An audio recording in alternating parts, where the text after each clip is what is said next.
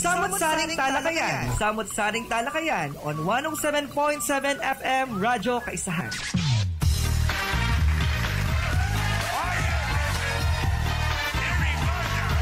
Nutri-Eskwela, Radyo Kaisahan, 107.7 FM. Good afternoon! Isang magandang hapon sa 43 barangay sa bayan ng Sariaya, sa mga nakatutok sa aming Facebook Live, pati na rin po sa mga nakikinig sa kanilang transistor radios. Magandang hapon po sa inyong lahat. Sana ang ating Monday afternoon ay masaya, masustansya, masagana at hindi tayo binabanas. Dahil ang ating panahon po today, kahit po ba ay nagsabi na ang pag-asa na nalalapit na ang panahon ng tag-ulan, ay talaga naman ang araw ay hindi nagpapatalo. Talaga nga, mainit pa rin ang ating nararamdaman na klima. So tayo po ay laging magdala ng payong. At ngayong araw po na ito, ako po ang inyong makakasama mula alas 12 hanggang alas 2 hanggang alas 3 ng hapon. Ako po si Aya May at ito ang programang Samut-Saring Talakayan. Mga ka-RK, ang ating programa ngayong araw na ito ay hindi po tayo nag-iisa. Tayo po ay may makakasama na talagang magbibigay sa atin ng iba't ibang insights patungkol sa talagang umaasenso na teknolohiya pagdating sa ating pag-aaral. Pero bago po ang lahat, syempre mga ka-RK, manatili po kayong nakatutok sa aming mga programa.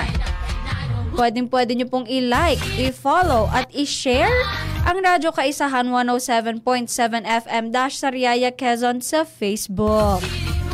Kami rin po ay makokontak sa aming text line, sa official text line sa numerong 0907-405-7639. Kami din po ay inyong pwedeng matawagan sa aming landline sa 042-797-4045.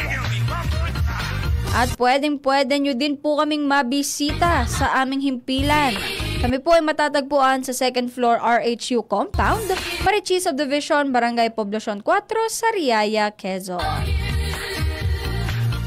Muli magandang hapon po sa lahat ng nakatutok, nakikinig at nanunood ng aming programa ngayong hapon. Hindi ko na po patatagalin pa. For sure, alam ko marami sa inyo ang curious na nagtataka. Ano ba ang ating tatalakayin this afternoon? Well, mga ka-RK, dahil ilang linggo na lamang po ay magsisimula na ulit ang pasukan ng ating mga chikiting. So, alam ko marami sa atin ang curious na sa kung ano nga ba ang magiging estado ng pag-aaral ng ating mga chikiting o ng ating mga kakilala. Lalo't lalo na ay magsisimula na rin ang dry run para sa panibagong senior high school curriculum. Pero dahil tayo po ay nakatira na sa 21st century, ay syempre, madaming nagbabago, madaming nadadagdag na impormasyon at kinakailangan nating mag-adjust. Pero hindi po ako ang eksperto na maaaring makasagot ng inyong katanungan na yan. Dahil tayo po ay mayroong makakasama this afternoon para po tulungan tayong lahat. Tulungan tayo mga ka-RK para mas lalo po nating maintindihan ang iba't ibang learning management systems, pati na rin po ang paggamit ng artificial intelligence sa modern education. Kaya naman mga ka-RK, without further ado, please allow me to introduce to you our guest for today. Taray, parang graduation lang ang introduction.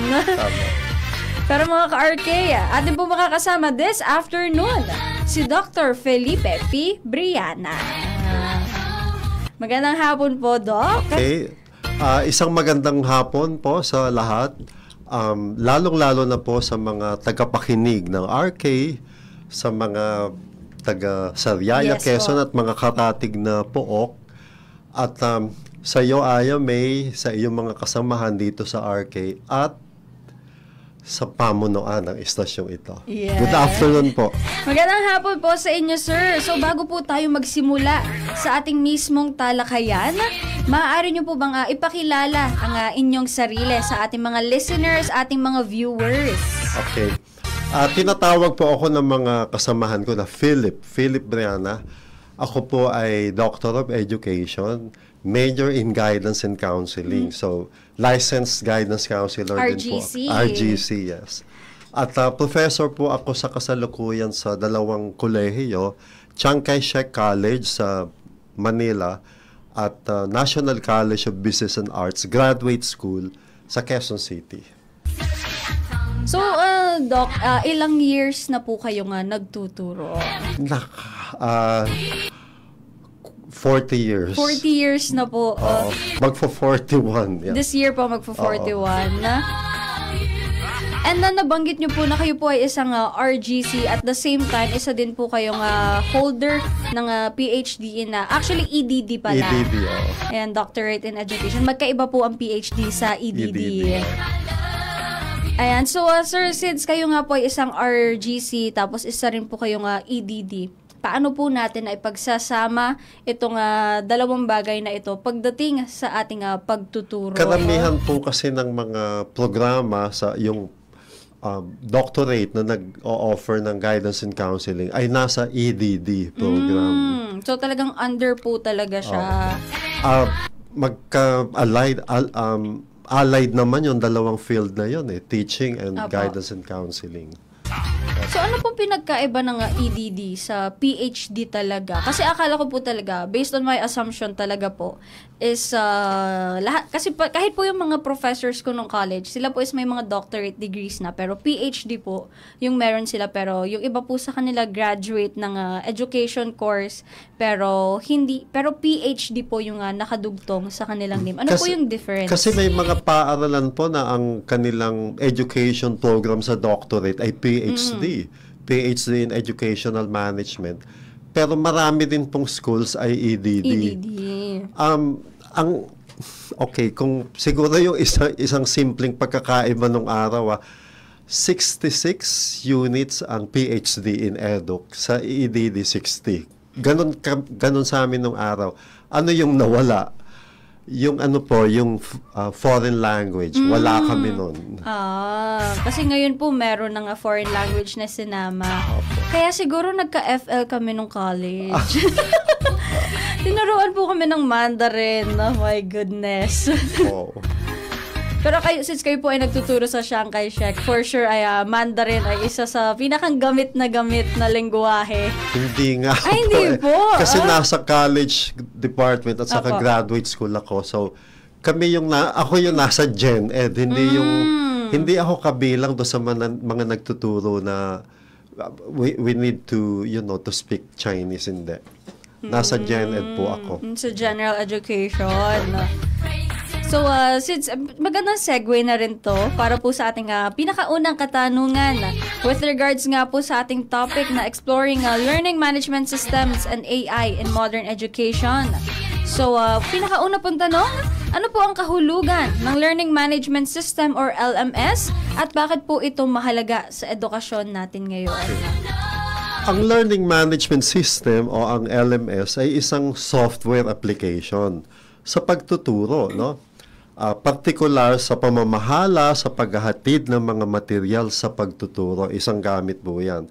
Like pagsisend po ng syllabus, posts at saka mga anunsyo, lectures, visual aids na ginagamit sa lectures. Pangalawa po, ito po ay media din for private and group communications.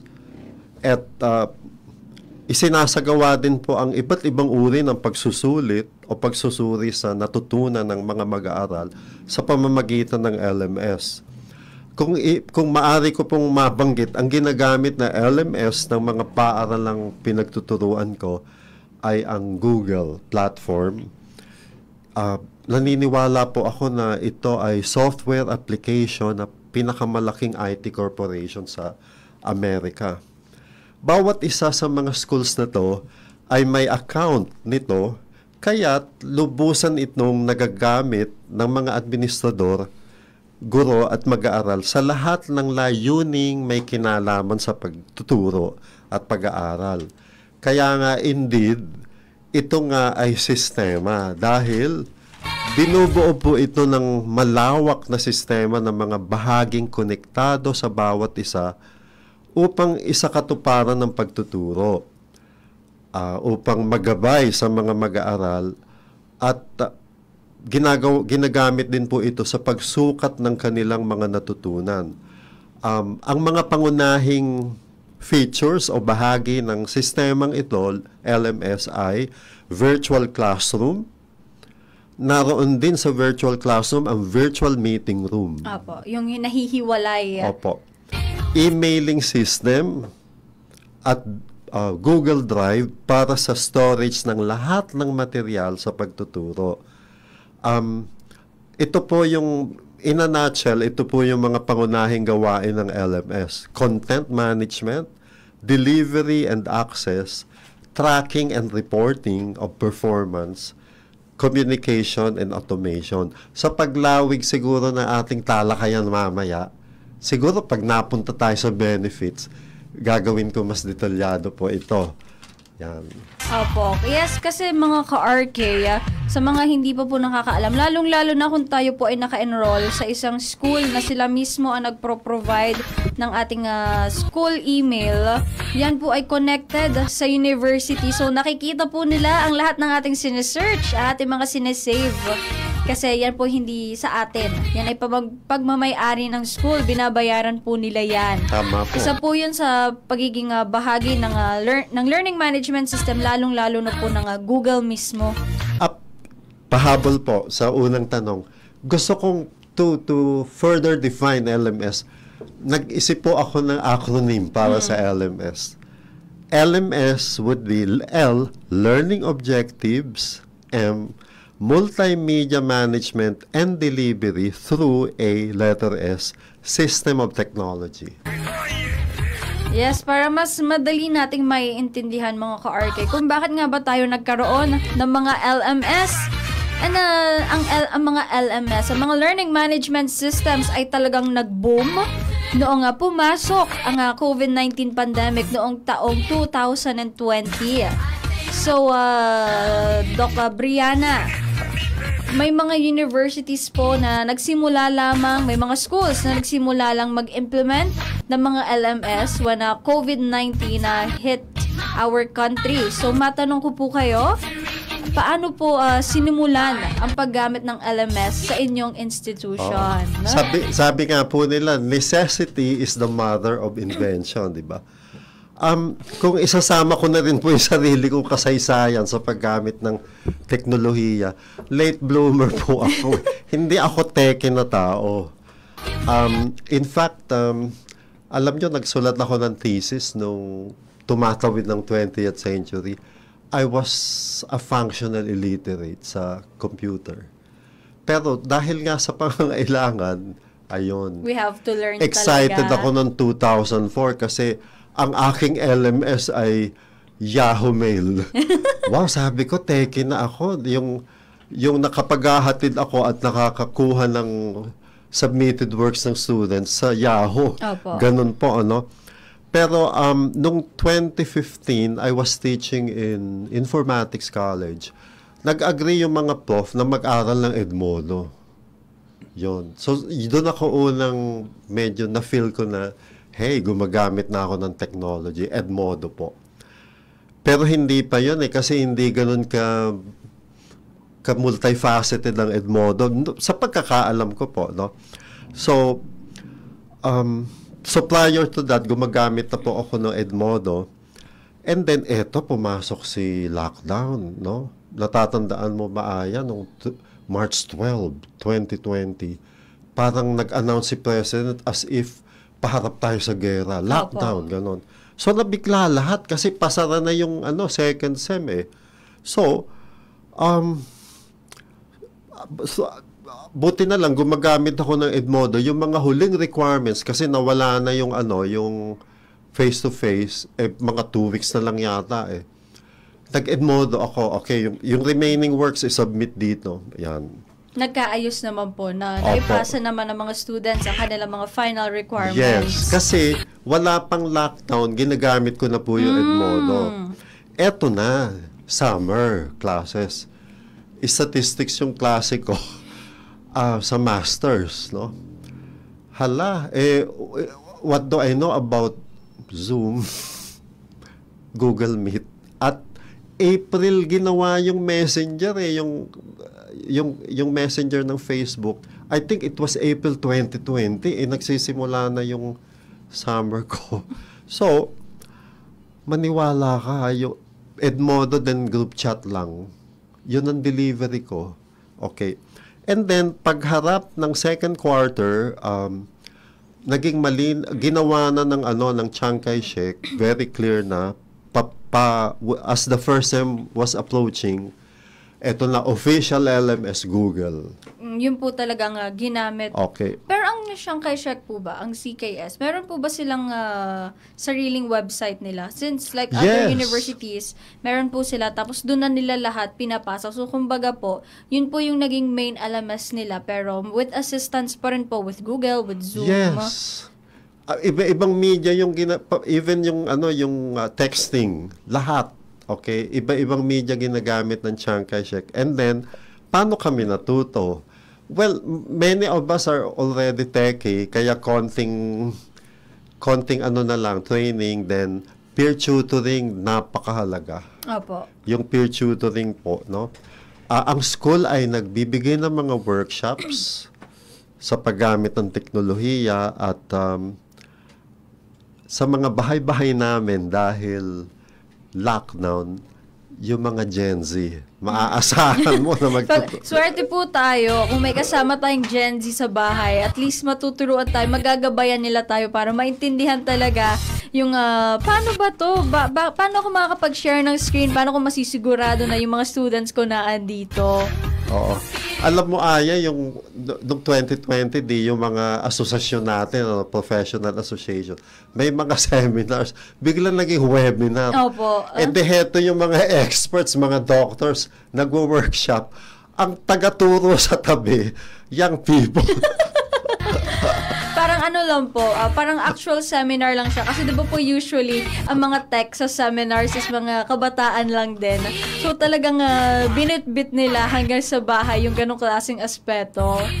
Oo, biruin mo, Aya, na-survive. Statistics is a very visual subject. Yes. Na-survive ko yung pagtuturo niyan, Edmodo, and then group chats.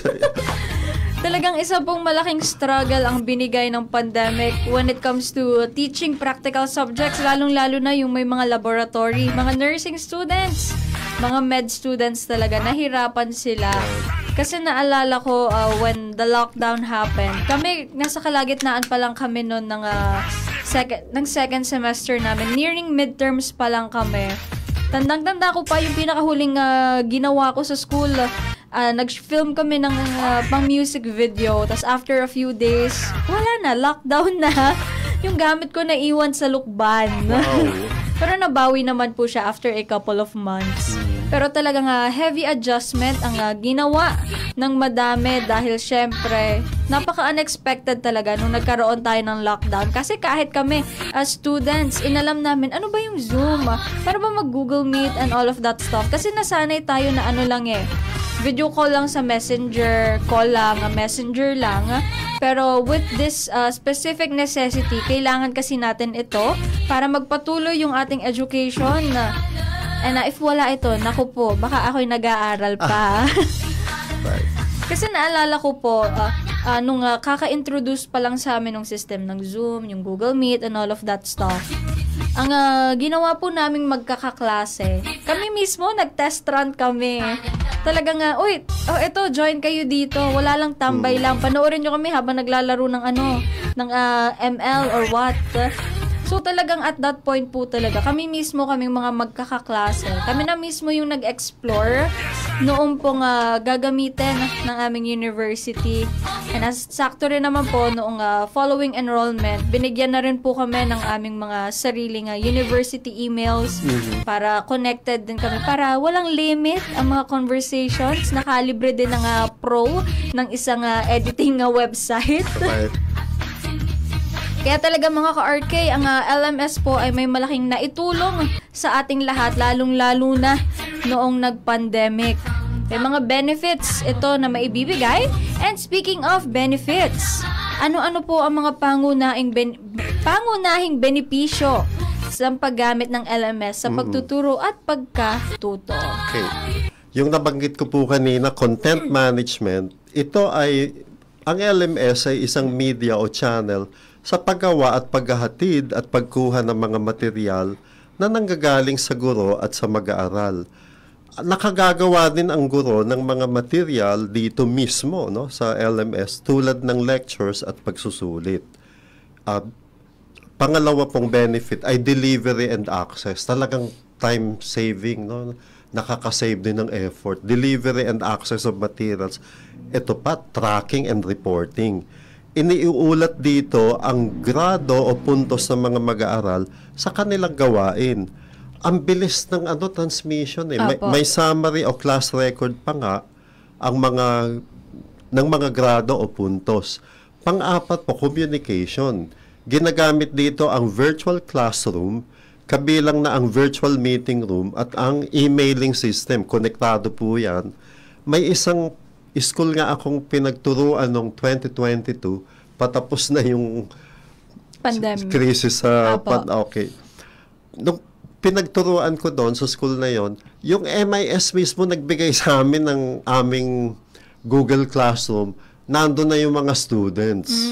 And then, kasama siya doon to assist, parang co-faculty. And then, minsan yung dean ko, pumapasok sa session. Okay. Panglima po, automation. Pinadadali ng LMS, time and effort-wise, ang gawain ng guro mula sa pagdidisenyo ng kurso o subject, paghatid sa klase ng mga material sa pagtuturo, pagsusuri sa natutunan ng klase at pag-record ng kanilang mga puntos at grado.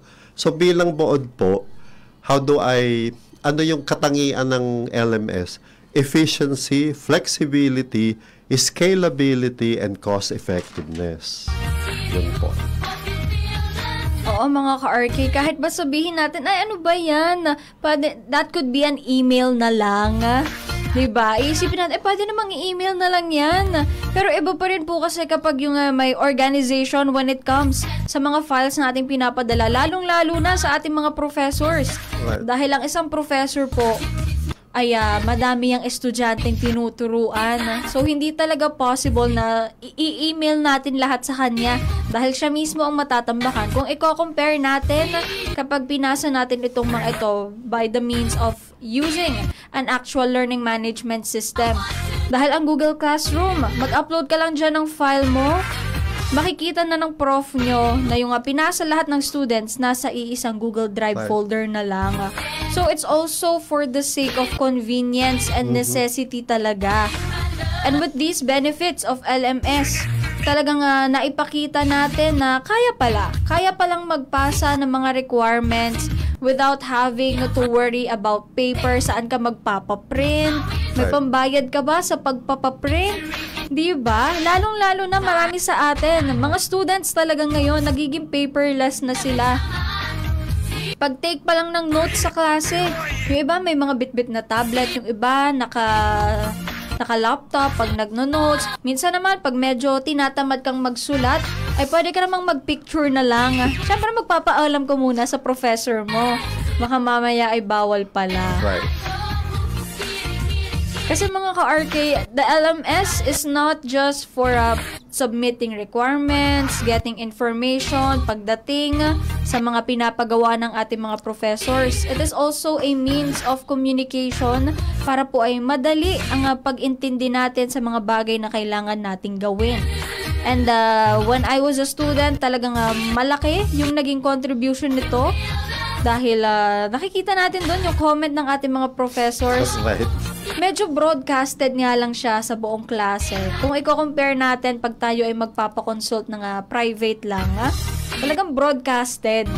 So, nagkaka-idea din yung iba natin mga kaklase kung paano nga ba dapat yung magiging daan ng mga pinapasa nating papers. Kasi tinatanong din naman natin sila after the consultation eh. Minsan sasabihin, huy, anong sabi sa'yo ni prof? Anong sinasabi? Anong sabi ni ma'am? Anong sabi ni sir? Para maayos din namin yung amin.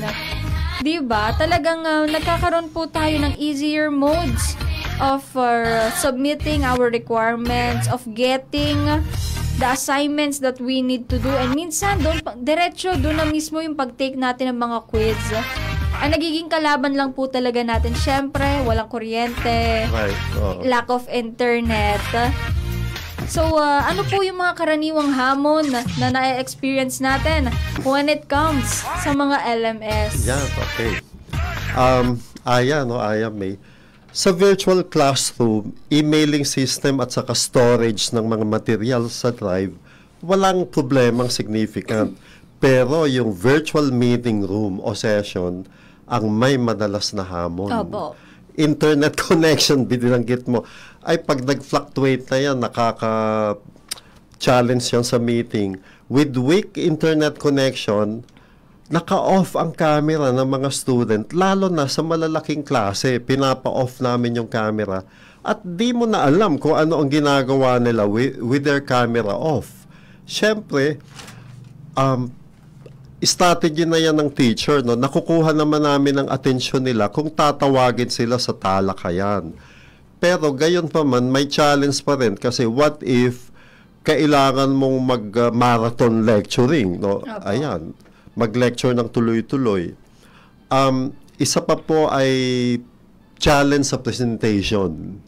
Okay, yung pag nag-present ka, nag-share ka, minsan may mga challenges doon. At ito yung isang may pinagturuan po akong school, walang LMS.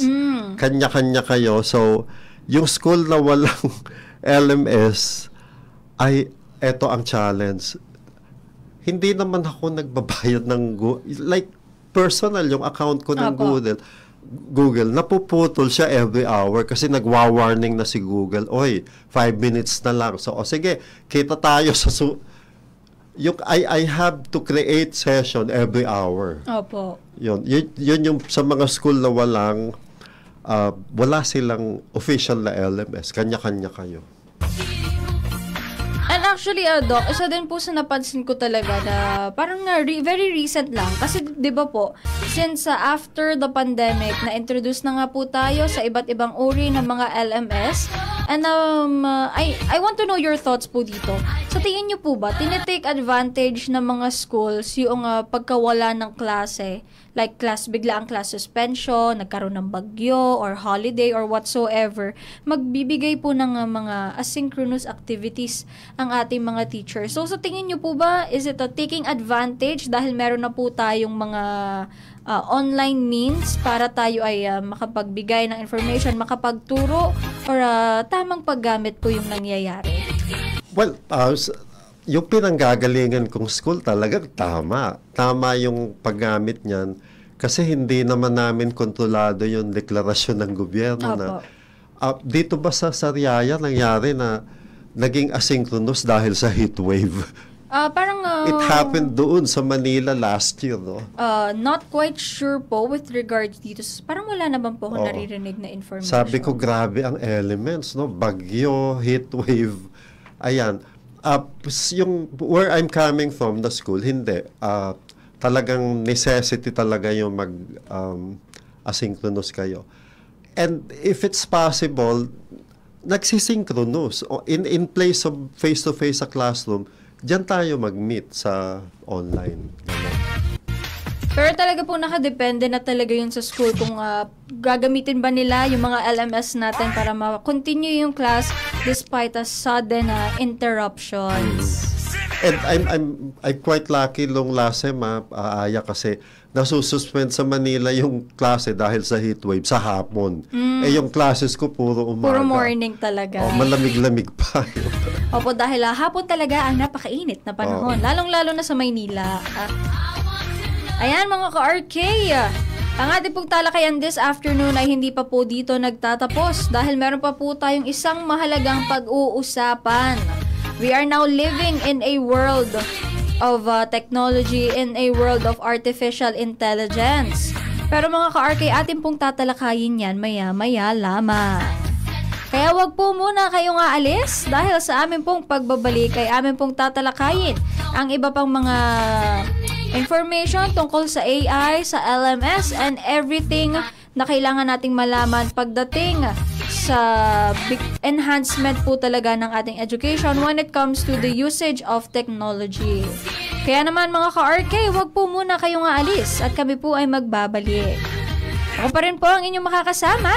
Ako po si Aya May at ito ang programang Samut-Saring Talakayan. Magbabalik po kami matapos ang ilang mga paalala. May natulungan ka na ba? May oras, kakayanan, o kaalaman ka ba? Isabuhay ang bayanihan. Maging bida, maging bayani, maging volunteer. Kasangga mo ang Philippine National Volunteer Service Coordinating Agency.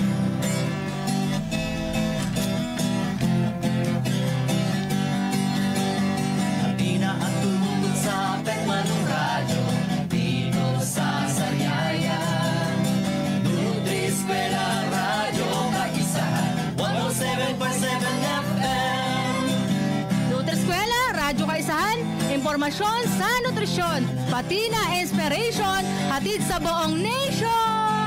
107.7 FM, Nutriskwela, Radyo Kaisahan. Halina at tumutok sa Petmalong Radyo sa Sariaya. Nutriskwela, Radyo Kaisahan. 107.7 FM sa Pihitan. Nutriskwela, Radyo Kaisahan. Nutriskwela, Radyo Kaisahan. Halina at tumutok sa Petmalong Radyo dito sa Sariaya. Nutriskwela, Radyo Kaisahan. 107.7 FM, tutok na.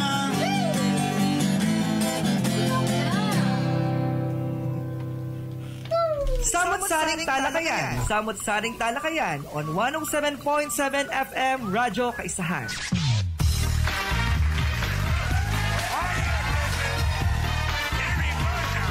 Yes, at muli pa rin pong nagbabalik ang programang Samut-Saring Talakayan. Ako pa rin po ang inyong makakasama. Ako po si Aya May. At syempre, atin pa rin pong makakasama si Dr. Felipe P. Briana. At oras po muna sa buong Pilipinas. 41 minutes makalipas ang 2:00 ng hapon. Hatid po ito sa atin ng National Nutrition Council ng Department of Health at ng Sariaya Local Government Unit. Muli magandang hapon po sa inyong lahat at this afternoon ay atin pa rin pong tinatalakay ang iba't ibang uri ng LMS pati na rin po ang Artificial Intelligence. At siguro diretso na po tayo sa ating first question. Sa pinakauna po is ano po ang Artificial Intelligence at paano po nakakatulong ang AI sa pagpapabuti ng learning management system at pati na rin po ano po yung iba't ibang halimbawa ng mga AI na ating ginagamit. Okay. Ang Artificial Intelligence o AI ay ang kakayahan ng teknolohiya na katulad ng kakayahan ng human intelligence. Sa mga gawaing tulad ng pagbibigay ng information, paglutas ng problema at pagpapasya. Ito ay isang sistema na nagpuproseso ng impormasyon, nag-aanalisa ng mga datos at nagbibigay pa nga ng prediction o recommendation. Pagka ang pinag-uusapan ay AI, what comes to mind, dalawa agad na tool sa AI, yung automated grading at saka chatbot. Opo. Okay. Ayon sa Google AI, ang automated grading ay isang form o uri ng AI. Itinuturing ko na isa ito sa AI application sa LMS na talagang may malaking tulong sa guro. Kapag na-program na ang answers key sa classwork sa Google Classroom, ito man ay multiple choice, identification, o short answers, o even matching type, ang automated grading na ang bahala maggrado sa test o assignment ng mga mag-aaral. Isa pa dyan yung spell checker ng Google at Google Classroom. Isa rin itong uri ng AI. Pero may challenge dyan. Kasi pag mali yung sagot ng estudyante, Marked as wrong na po siya. Oo, minsan siya pa yung makikipagtalo. I had a student in statistics, sabi niya, "Sir, tama yung sagot ko." Alimbawa, the answer is 1,234. Opo. Kasama sa options, 1,234. Ang sagot niya, 1, space 234. Ala! Pero parang iba na po yun eh. Kapag nilagyan mo siya ng space. I had to explain to the class, hindi pwedeng hindi tayo precise. Kasi Opo. nabubuhay, like, pwede ka bang gumawa ng transaction sa ATM machine mo o sa bangko pag mali yung input mo. Yes. Sabi ko, even sa classroom, dapat consistent tayo in accuracy. Okay, that's Pero one. actually, valid naman po yun since statistics po yung inyong tinuturo. Right. Statistics is very specific. Hindi po yan na parang English na, okay lang kahit hindi ganyan, kahit hindi ganito, as long as you make the point. Pero sa statistics kasi po, mga ka-RK, numbers po ang ating hawak dyan. So, we need to be specific talaga. Oo. Pagdating naman sa chatbot, maaari namang gumamit ng chatbots tulad ng ChatGPT o Alexa. Ang isang mag-aaral sa kanyang mga gawain sa klase. Subalit, for purposes of studying and really learning, sa kaso o kalagayan niya bilang mag-aaral, ay may tama at moral na paraan ng AI prompting, yung paggamit ng chatbot. Ano ba ang AI prompting? Ito ang proseso ng pakikipagtalastasan o pakikipag-usap sa AI tulad ng ChatGPT o Alexa upang magtanong o mag-verify ng information. Ngayon, nagiging hindi na ito tama kung ang hinihingi mo sa chatbot ay ang output mismo, tulad ng essay o sagot sa isang mahirap na math problem. Kasi may mga nagsasabit ng essay na nagawa ng AI. Ito pa yung isang pagkakamali na student. Magpapagawa ng essay, hindi hihingin sa, let's say, sa ChatGPT na magbigay ng citations. Hindi scholarly madalas ang kanilang essay o sanaysay na ginagawa na galing sa AI. Kung hindi rin hihinga ng citations. Kasi pag nagsulat tayo ng essay or thesis natin, APA format tayo. Yes, very important. Lalo't na kailangan po updated ang version na ating ginagamit. Oo. So, ang advice natin sa estudyante, laging humingi ng source o citation dahil APA ang format ng ating pagsusulat. Example po, ang topic mo, okay, since nasa Quezon ako, the life of the Jew migrants in the Philippines during the presidency of Manuel L. Quezon. So, sinusulat mo yung essay na yun. Ito yung tamang paggamit ng chatbot o for example, ChatGPT. Naiintriga ka sa information na totoo nga ba yung chismis na or yung issue na yung US naglagay na restriction sa pagtanggap ng mga Hudyo nung World War II dito sa Pilipinas. So, itatanong mo yun kay AI. Okay lang yon kasi ito yung mga information na periphery nung pinaka-essay mo. Pero kailangan mong humingi rin ng citation o source. Saan kinuha yon? So, ito po yung mga suggestion ko sa tamang AI prompting, no? Sa mga estudyante. Una, gagamitin yan sa pag-verify ng information na bahagi lamang ng ginagawa mong obra o output at hindi yung pinakasagot na hinihingi sa yung ginagawa. Okay, yun po, no? Gagamitin din natin yan sa pag-verify ng grammar. Opo. Okay? Pangalawa, paghingi ng pamamaraan o procedure sa paggawa ng isang bagay. Pwede mong itanong kay ChatGPT, how to write a how-to essay. Okay, halimbawa, pagsulat ng essay tungkol sa favorite hobby and magandang mga bahagi nito, huwag ka magpagawa kay ChatGPT ng how-to na essay, no? Humingi ka ng magandang format. Pero alam mo, Aya, sa isang banda, trabaho dapat to ng teacher eh. Opo. Ang magturo at mag-demo ng how-to sa mga estudyante, pati ang suggested format. Kung nangangapa ang karamihan ng mga estudyante sa paggawa ng isang output, baka naman hindi nakapagturo ng tama o sapat si ma'am o si sir. So sa klase kong Understanding the Self, kapag may mga essay sila, I make sure that I suggest the format and I make sure that ako mismo, my model, magsusulat din dapat si teacher at ibabahagi ko ito sa kanila. And this is very important, ha? Ibigay mo sa estudyante ang rubric. Opo, kasi ang rubrics po kasi mga ka-RK, yan po yung magiging guide natin para alam natin kung saan yung direction na patutunguhan ng ating papel. Baka mamaya puro kaliwa kanan ang mangyari. Isa pa pong gamit ng AI prompting ay paghingi ng math formula at pagtatanong kung paano ito gamitin. Pwede mong gawin yan. Magbibigay naman ng sample problem ang AI. Pero ang wag nilang gagawin, i-type yung problem sa ChatGPT at hingin yung sagot. Okay, mali na po yun. Very two different things. Opo. Kasi lahat naman po tayo, iba't iba yung phases natin when it comes to understanding different things. Lalong-lalo na ang math kasi yan po ay very logical talaga at very technical. Kasi minsan, di ba mga ka-RK, kapag tayo ay may subject na math tapos may tinuro ka agad ni teacher, yung una niyang ituturo, very simple lang. Kaya nating intindihin. Tapos nung nagbigay na siya ng quiz, bakit po nagkaroon bigla ng letters? Di po ba ang math ay numbers lamang? Bakit nandito na ang buong alphabet? So talagang marami sa atin ang nahihirapan when it comes to math. Hindi rin tayo nagkakaroon ng iba't ibang resources para maintindihan natin. So we use it for the sake of understanding, not for the sake of taking advantage of the technology that we were given. Right.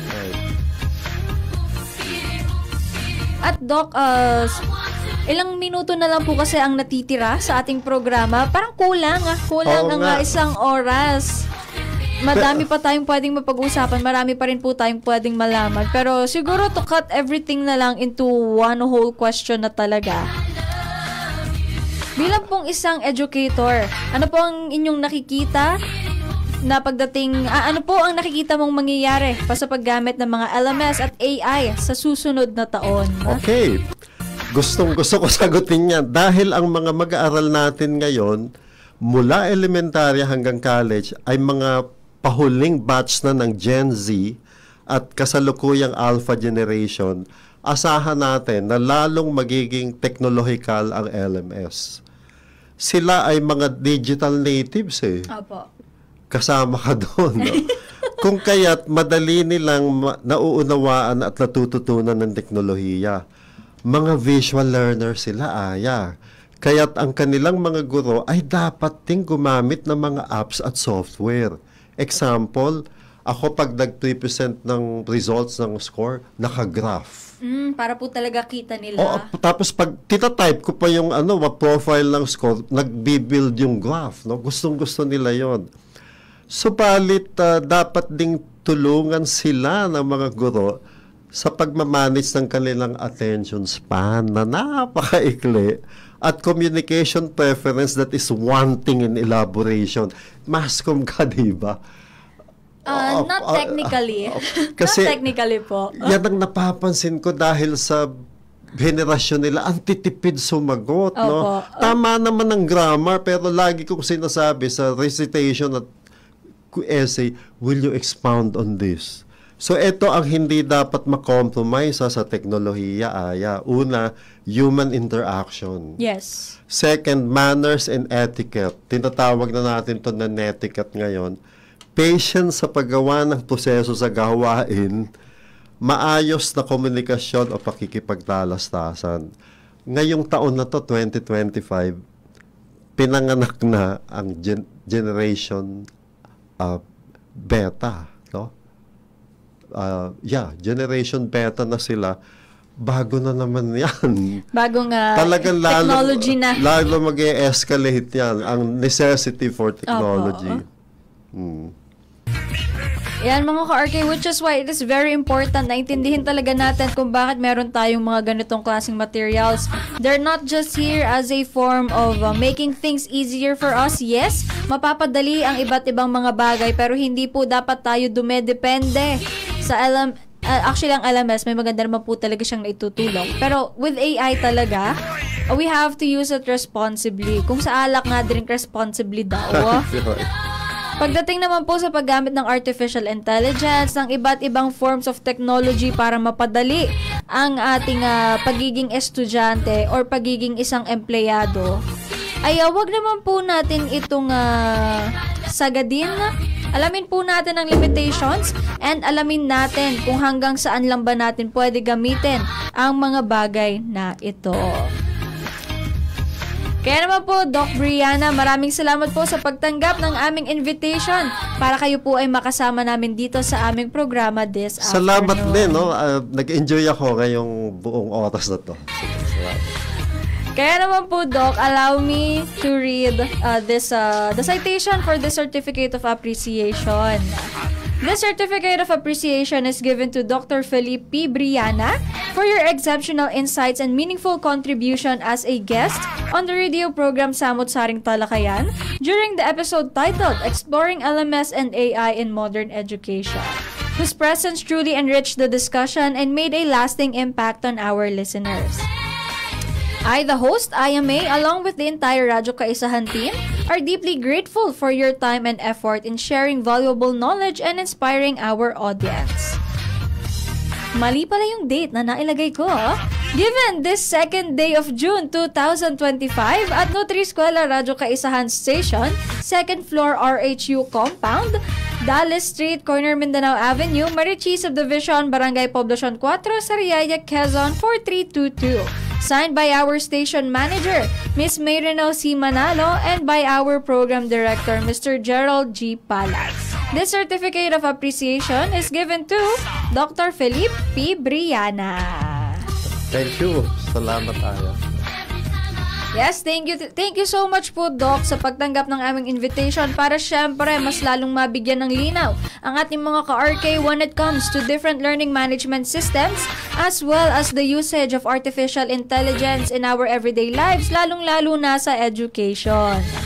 Kaya naman mga ka-RK, kahit po ang technology ay naandyan na sa harap natin, kaharap na po natin, ay wag po natin itong i-abuse. Gamitin lang po natin ito sa mga paraan na kailangan talaga natin para po maintindihan ang iba't ibang mga bagay kung saan medyo naguguluhan tayo, para mabigyan tayo ng clear understanding. At wag din po tayong masyadong magpakababad sa mga technology talaga. Ika nga nila sa social media, touch some grass mga minsan daw. Kaya naman mga ka-RK, maraming salamat po sa inyong pagkinig at pagtutok sa aming programa ngayong hapon. Ako po ang inyong nakasama, ako po si Aya May at syempre, atin din pong nakasama si Dr. Felipe P. Brianna. Ito po ang programang Samut Saring Talakayan. Manatili po kayong nakatutok dito lamang sa nag-iisang community radio station sa bayan ng Sariaya, lalawigan ng Quezon at Calabarzon. Nutri-Eskwela Radyo Kaisahan 107.7 FM. Dito kayo ang bida, kaya naman tutok na!